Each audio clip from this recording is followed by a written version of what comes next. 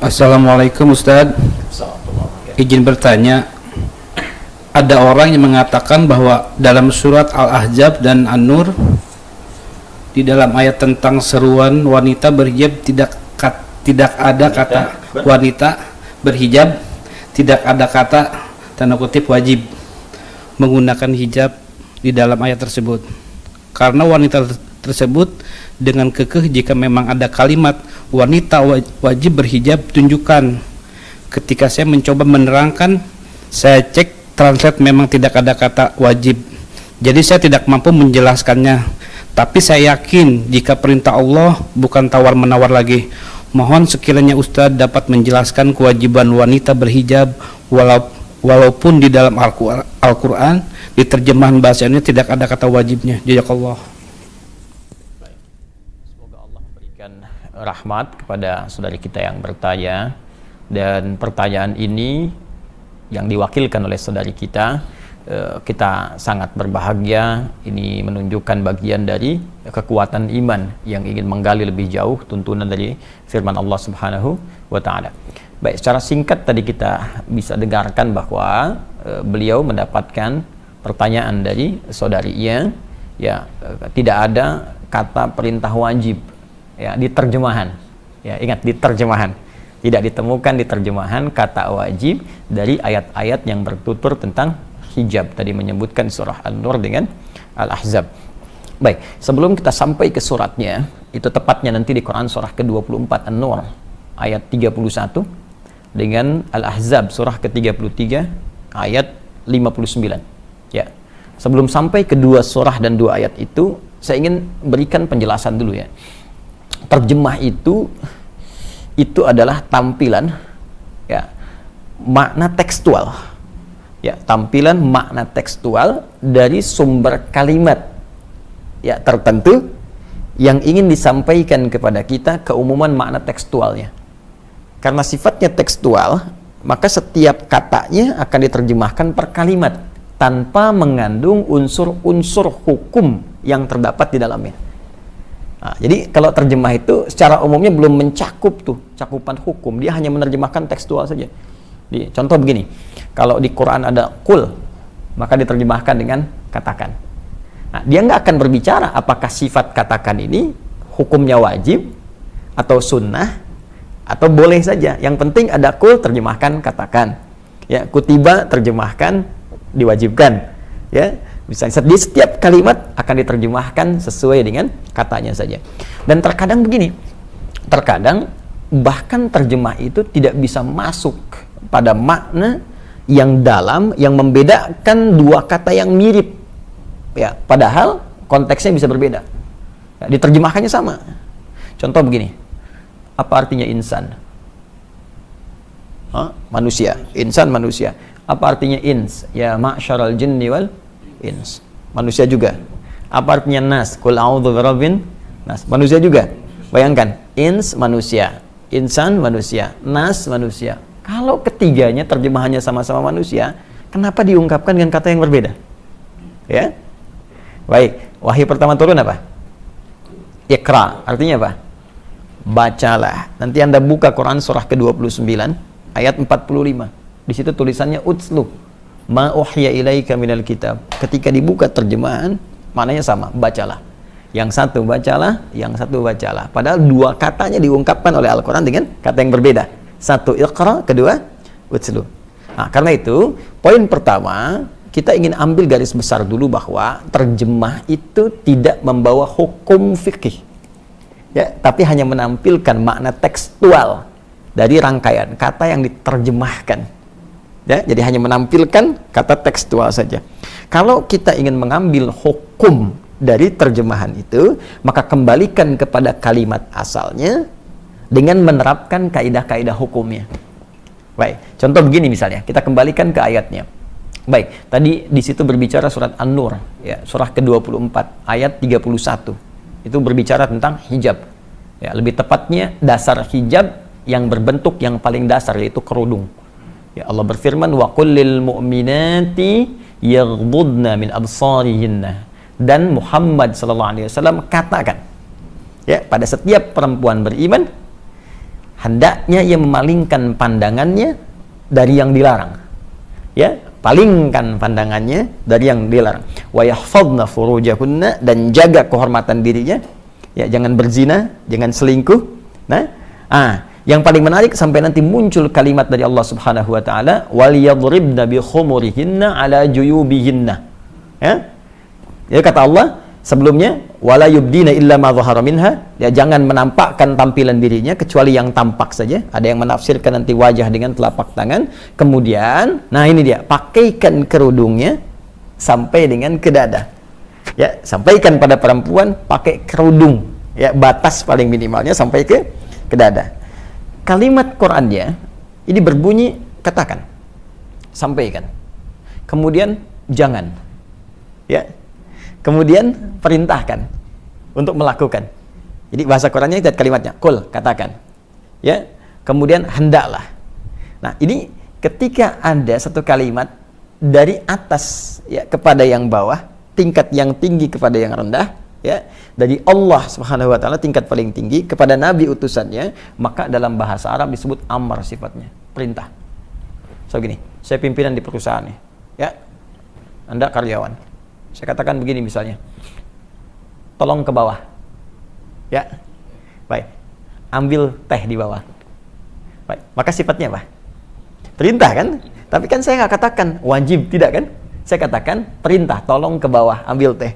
Nah, ini Allah menyampaikan kepada Nabi, katakan pada semua perempuan-perempuan, palingkan wajahnya dari yang dilarang, jaga kehormatan dirinya, jangan berzina, jangan tampakkan bagian tubuhnya kecuali yang biasa nampak saja. Baik, ada yang mengatakan wajah dan telapak tangan, lalu pakai kerudung sampai ke dada. Baik, karena kalimatnya sifatnya perintah, walaupun tidak mengandung kata langsung wajib di situ, maka dikembalikan kepada dasar fikih. Dasar fikih itu produk pembentuk hukum. Ya, jadi kalau Al-Quran sumber hukum, kalau menjadi sebuah ketentuan hukum namanya fikih. Fikih punya dasar, namanya qawaid fikih. Ya, pokoknya disebut usul fikih. Bingung ya? Oke, karena itu nggak mudah. Jadi kalau belum paham kaidah, jangan bicara hukum. Ini biarkan ulama, ya. Sama kayak kita nyari obat kan, kita tanya dokter, ya. Terus dibikin ramuan. Jadi jangan semua orang bisa ngasih obat, ya. Semua ada spesialisasinya. Nah, maka di usul fikih ini ada kaidah berbunyi begini: al aslu fil amri lil wujub hatta yadullad dalilu ala khilafi. Ya, asal makna sebuah perintah itu mengandung hukum wajib. Ini tidak harus kalimatnya langsung berkata, saya wajibkan. Muhammad katakan pada umatmu, saya wajibkan. Tidak. Jadi setiap ada unsur perintah, ya, maka sifatnya wajib. Setiap ada unsur larangan, jangan. Jangan itu kan perintah untuk meninggalkan, disebut larangan. Perintah mengerjakan, perintah meninggalkan. Perintah meninggalkan disebut nahyun, larangan. Perintah mengerjakan disebut amrun, lakukan. Ya, maka sepanjang ada kalimat dari Allah, kerjakan, lakukan, itu sifatnya perintah. Maka dalam kaidah dasar fikih, dasar hukum Islam, jika ada nada perintah, maka sifatnya wajib. Kecuali ada keterangan lain yang menjadikan kewajiban itu turun tingkat hukumnya menjadi sunnah atau mubah, standar. Nah, contoh,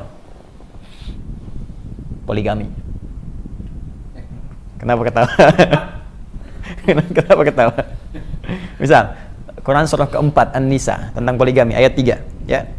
Wa in khiftum alla tuqsitu fil yatama fankihu ma taba lakum minan nisa mathna wa thulatha wa ruba. Ya. Jika engkau khawatir, ya, tidak mampu berlaku adil pada anak-anak yatim ini ketika engkau ingin menikahinya, ya, dalam hal perawatannya, maka perintah sifatnya nikahi, kata Allah. Silakan nikahi. Ya, untuk bisa membantu merawat mereka, kamu boleh nikahi. Bisa 2, 3, atau 4. Ya, 2, 3, atau 4. Kalau dibaca sampai sini saja, jadi perintah. Maka wajib tuh. Artinya kalau yang nggak poligami, dosa. Ya kan? Nah, tapi kita teruskan ayatnya. Fa in khiftum alla ta'dilu fawahidatan. Ya. Tapi kalau Anda malah nanti nggak bisa berlaku adil dengan berpoligami itu, Ya, tidak ada memenuhi kualifikasinya, syaratnya tak terpenuhi, bahkan nanti berpeluang menjadikan suasana rumah tangga tidak muncul sakinah, nggak ada mawaddah, nggak ada rahmah, cukup satu aja. Ya, satu aja samara susah, terus pengen dua gitu kan. Kata Quran tuh begitu. Nah, jadi jangan sampai diartikan nanti hukum poligami wajib, karena ada keterangan lain yang menjadikan tadi kalimat perintah turun. Ya, bisa menjadi sunnah, mubah, atau bahkan turun nanti geser ke kiri, makruh. Ya, kalau dikerjakan jadi buruk misalnya, atau muncul suasana yang dilarang oleh Allah Subhanahu wa taala. Jadi, pertama, kita bisa simpulkan bahwa kalimat wajib ya di dalam ayat Quran surah ke-24 An-Nur ayat ke-31 itu ditemukan dari bentuk katanya. Ya, dalam bahasa Al-Quran, yaitu sigat kalau dalam bahasa Arab, dari unsur bentuk katanya yang berupa perintah. Sedangkan perintah diartikan sebagai wajib. Jelas sampai sini? Nah, itu baru kerudung. Ini yang paling pokok dasar. Jadi bagi perempuan itu sekecil-kecilnya berkerudung. Nah, ya, jadi kalau sekecil-kecilnya berkerudung, batasnya sampai dada. Ya, cuma kan gini, di zaman Nabi itu dulu belum ada mukena seperti kita sekarang. Ya, kain boleh jadi terbatas. Jadi kalau muncul perintah sholat misalnya, ya, atau misalnya ini ketiup angin sedikit bisa terbuka dan sebagainya, kan? Nah, ini karena itu dalam hal tertentu muncul kejadian ada sebagian perempuan malam-malam mau ke toilet diganggu oleh preman-preman di awal masa Islam. Di preman sudah ada dulu. Nah, cuman pada tobat. Jadi kalau sekarang masih ada preman, telat gitu ya, telat. Nah, jadi diganggu. Nah, saat diganggu dilaporkan pada Nabi, esoknya turunlah Quran surah ke-33 Al-Ahzab ayat 59. Ya, Allah berfirman, ya ayyuhan nabi qul li azwajika ya wa banatika wa nisa'il mu'minin yudnina 'alaihinna min jalabibihinna. Ya, wahai Nabi SAW, katakan, perintahkan. Nah, qul, katakan, perintahkan. Ya, kepada istri-istrimu, anak perempuanmu dan perempuan beriman dimanapun. Imannya dipertaruhkan. Tuh, dipertaruhkan. Apa yang dikatakan di sini? Mulai sekarang rendahkan. Ya, jilbabmu, kerudungmu itu rendahkan jilbabnya. Jadi menutup lebih bawah lagi. Ya, masa an yu'rafna fala yudzain. Dengan demikian dikenali, nanti kamu nggak diganggu lagi. Jadi ayat ini ingin menegaskan kerudung yang dipakai itu sebagai identitas bagi seorang muslimah. Yang kedua, penanda kekuatan iman, kan? Yang ketiga, kalau sudah mengenakan begitu, maka muslim-muslim pria-pria mesti peduli, kalau diganggu mesti dilindungi. Ini sebetulnya jilbab itu Allahu Akbar, sayang Allah. Jadi bukti cinta Allah kepada perempuan beriman itu diturunkan jilbab. Asalnya supaya nggak diganggu gitu. Jadi saking sayangnya Allah pada setiap perempuan beriman, jangan diganggu perempuan beriman. Ya, dari mana kita tahunya ya Allah dia beriman? Lihat, berjilbab gak? Ini identitas pertamanya. Di sepanjang Anda menemukan yang berjilbab diganggu, bantu mereka. Kesulitan, bantu mereka. Itu asalnya. Jadi ketika diturunkan itu untuk meringankan perempuan, bukan untuk menyulitkan. Ya. Yang kedua, pertanda iman. Ya. Jadi yang ketiga, ini memudahkan dalam syariat. Jadi kalau dilonggarkan itu longgar, nanti kalau di Arab kan nggak ada mukena tuh. Jadi dia bisa langsung dipakai untuk sholat sekaligus langsung. Ya. Nah, seperti ini. Jadi serendah-rendahnya menggunakan kerudung. Ya, rendah itu bukan menunjukkan rendah, tidak, karena nanti ada beberapa aktivitas yang memang sulit dikerjakan dengan menggunakan jilbab panjang. Maka paling minimal sedada itu. Ya, paling minimal sedada. Ya, jadi rendahkan dikit gitu kan. Nah, kalau kita ingin santai perpanjang, tapi kan kalau ada yang maaf ya di pasar berjualan sayur macam-macam dan sebagainya, kesulitan misalnya dalam pergerakan yang mobile, maka setidaknya paling rendah dia sedada itu. Nah, ini yang dimaksudkan di dua ayat tadi.